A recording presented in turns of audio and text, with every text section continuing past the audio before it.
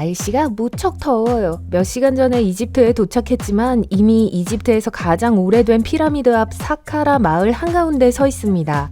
자외선 차단제를 바르는 걸 깜빡했다는 사실을 깨달았지만 그런 생각을 할 시간조차 없습니다. 당면한 임무가 자외선 차단제보다 훨씬 더 중요하고 흥미진진하기 때문입니다. 고대 이집트의 미스테리에 대한 최근 발견에 대해 보고해야 해요. 4,000년 만에 발굴된 유물에 관한 일이에요. 얼마나 중요한 일인지 아시겠죠? 현장에서 고고학자들은 이집트에서 가장 오래된 완전한 미라 중 하나를 발견했다고 믿으며 흥분하고 있습니다. 영화 미라만 보신 분이라면 미라를 실제로 보게 된다는 사실이 믿기지 않으실 거예요. 작년은 고대 이집트의 삶에 대해 많은 새로운 발견이 이루어졌기 때문에 이집트학에 좋은 해였습니다. 아름답고 잘 보존된 이 미라를 포함하여 헤카시페스라는 부자의 미라도 발견됐어요. 그는 금박으로 덮인 깊은 갱도에서 발견되었습니다. 그가 중요하고 부유한 사람이었다는 것을 보여주는 많은 상징이 있어요. 머리에 두른 밴드, 가슴에 찬 팔찌, 튜닉을 입고 방부 처리된 사실 등이 그러하죠. 이번 발견에서 가장 흥미진진한 부분은 4,300년 전 고대 이집트인이 그랬던 것처럼 모르타르로 봉인된 안식처를 발견한 것이었습니다. 생각해보면 마치 타임캡슐에 들어가는 것 같았어요. 잠시 시간을 내어 피라미드에 감탄합니다. 사카라의 조세르 피라미드를 감상해보세요. 이 6층 사면 구조는 이집트에서 가장 오래된 석조 건물이에요. 고고학자들이 이집트 문자에 대한 최초의 기록을 발견한 곳도 사카라에서예요. 피라미드 텍스트라고 불립니다. 멋진 이름이죠? 이 텍스트는 기원전 2575년경부터 기원전 2130년까지 이집트 고대 왕국의 피라미드 벽에 새겨진 상형 문자였습니다. 저건 뭐죠? 고고학자 친구들이 최근에 획기적인 발견에 대해 열띤 토론을 벌이고 있어요. 최초의 임산부 미라의 발견이죠. 우리는 미라화 과정에 대해 꽤 많이 알고 있지만 고대 이집트인의 삶을 엿볼 수 있는 새로운 발견이 계속되고 있습니다. 이 미라는 남성의 관에 안치되었기 때문에 방부 처리될 당시 임신 중이었다는 사실을 누군가 알아내는데 오랜 시간이 걸렸어요. 역사학자들은 19세기에는 많은 상인들이 관을 섞어 팔았다고 말합니다. 즉, 구매자를 만족시키기 위해 관을 열고 미라를 바꿔치기 했다는 뜻이죠. 고대 이집트 시대의 출산에 대해 알려진 것이 거의 없기 때문에 고고학자들의 이해에 도움이 될 것이라서 친구들이 이 미라 발견에 매우 흥분하고 있어요. 미라 얘기가 나와서 말인데 참 거짓 퀴즈를 풀어보면서 미라에 관한 상식을 확인해보는 건 어떨까요? 이집트 전역에서 미라를 만드는 방법이 다양했을까요? 참 아니면 거짓? 이것은 100% 사실입니다. 고고학자들은 미라를 만드는 방법이 도시마다 그리고 시대마다 달랐다는 사실을 밝혀냈어요. 마치 일부 고대 이집트인들이 조상들이 하던 방식을 잊어버리고 처음부터 다시 알아내려고 노력한 것 같아요. 현대 룩소르인 테베와 같은 일부 부유한 도시에서는 주민들이 최근 미라 제작 재료를 접할 수 있었다는 것도 사실이에요. 하지만 무역 네트워크에서 멀리 떨어진 외딴 지역에서는 이러한 재료를 구할 수 없었기 때문에 가까이에 있는 것을 사용해야 했어요. 미라에 대한 또 다른 상식을 알려드릴게요. 이집트인들이 관을 업사이클링 했다는 것이 사실일까요? 믿기 어렵겠지만 사실입니다. 우리가 업사이클링을 발명했다고 생각한다면 다시 생각해보세요. 고대 이집트인들의 업사이클링 기술 덕분이기도 해요. 관을 만드는 목재는 희소하고 비쌌습니다. 좋은 관을 만들려면 염소 5마리나 빵 250개 정도의 비용이 들었다고 해요. 그 많은 빵을 구워야 한다고 상상해보세요. 우와. 그래서 시간과 돈을 절약하기 위해 많은 방부 처리업자들이 피라미드 안에 몰래 들어가 이미 사용 중인 관을 훔쳤습니다. 이 관 중에 저주가 내린 관은 없길 바래요. 카이로로 돌아와 기자의 대피라미드를 방문할 준비가 되었습니다.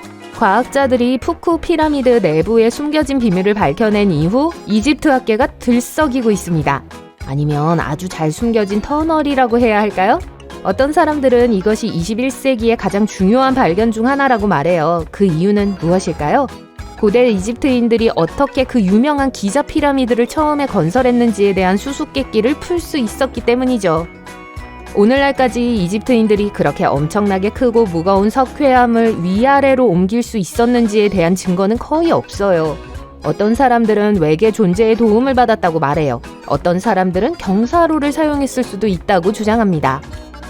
이집트인들이 피라미드를 건설하는데 어떤 방법을 사용했는지에 대한 가장 초기의 추측은 기원전 450년 그리스 학자인 헤로도토스에서 비롯됩니다. 그는 기자의 피라미드가 처음에는 계단식 구조로 지어졌을 가능성이 높으며 그 후에 가장자리를 매끄럽게 다듬었다고 주장합니다. 하지만 현대 이집트 학자들은 헤로도토스의 기록을 사실로 간주하지 않아요. 그들은 다른 추측을 하고 있거든요. 이 추측 중 하나는 내부 경사로와 빅보이드 이론입니다. 수년 동안 건축가들은 쿠프 피라미드 중앙에 있는 이 큰 공간에 대해 이야기해왔습니다. 그러나 그것이 무엇인지 확실히 아는 사람은 아무도 없었습니다. 최근까지 피라미드 스캔 프로젝트에서 적외선 기술을 사용하여 빅보이드에 대해 조사했습니다. 그리고 바로 그때 내부 경사로를 발견했어요. 이 가설이 사실이라면 이런 일이 일어났을 수도 있습니다. 이집트인들은 피라미드 남쪽에 있는 외부 쪽 경사로와 함께 나선형 내부 경사로를 사용했을 수 있습니다. 이 경사로들은 일종의 발판으로 사용되었을 거고 무거운 돌덩어리를 운반하는 데 도움이 되었을 거예요. 내부 경사로를 현대 엘리베이터와 비슷한 균형추와 같은 도구라고 생각하세요.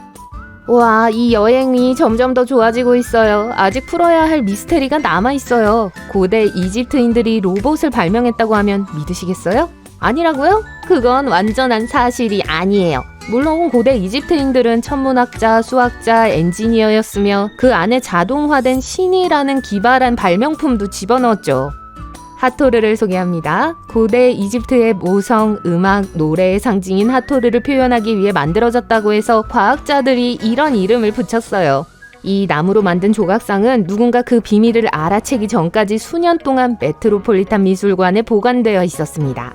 전문가들은 엑스레이의 도움으로 동상 내부에서 기계 작동 시스템을 발견했습니다. 도르래처럼 생긴 축은 조각상의 어깨에서 왼쪽 다리로 이어져 있습니다. 시스템이 회전하면 동상이 손을 올렸다 내렸다 하죠. 이 동상이 3000년 전에 만들어졌다는 점을 명심하세요. 그런데도 마치 19세기의 발명품처럼 보입니다. 정말 놀라워요. 마지막으로 스핑크스가 있습니다. 하지만 기자의 대스핑크스를 말하는 게 아니에요. 훨씬 작고 행복한 스핑크스에 대해 이야기하고 있어요. 보세요. 웃는 스핑크스. 약간의 미소와 2개의 보조개까지 갖추고 있어요. 이 유쾌한 조각상은 덴데라 신전 발굴 과정에서 발견되었습니다. 약 4500년 전에 세워진 것으로 추정되는 대스핑크스와는 달리 이 작은 스핑크스는 훨씬 더 현대적인 것으로 추정돼요. 고대 이집트 전통 문화에서 스핑크스는 왕족과 권력을 상징하기 위해 만들어졌어요. 고고학자들은 스핑크스의 얼굴에서 붉은색과 노란색 잔재를 발견하기도 했어요. 대스핑크스는 파라오 카푸레를 상징하는 것으로 여겨집니다. 하지만 이 작은 친구는 어떨까요? 전문가들은 100% 확신하지는 못하지만 이 조각상이 로마 황제 클라우디우스의 얼굴과 매우 닮았다고 믿고 있어요. 3000년이 넘는 기간 동안 고대 이집트 사회는 600년 이상 로마 제국의 지배를 받았습니다. 이는 기원전 30년부터 기원전 642년경까지였어요. 그럼에도 불구하고 많은 로마 황제들이 고대 이집트 도시를 한 번도 방문하지 않았다는 소문이 있습니다. 그래서 그중 한 명에게 경의를 표하기 위해 스핑크스를 세운 걸까요? 지금까지는 확실히 알 수 없어요. 하지만 이 모든 새로운 발견에 영감을 받고 집으로 돌아가시길 바래요. 여러분도 고대의 미스테리를 직접 발굴할 수 있을지도 모르니까요. 또 만나요.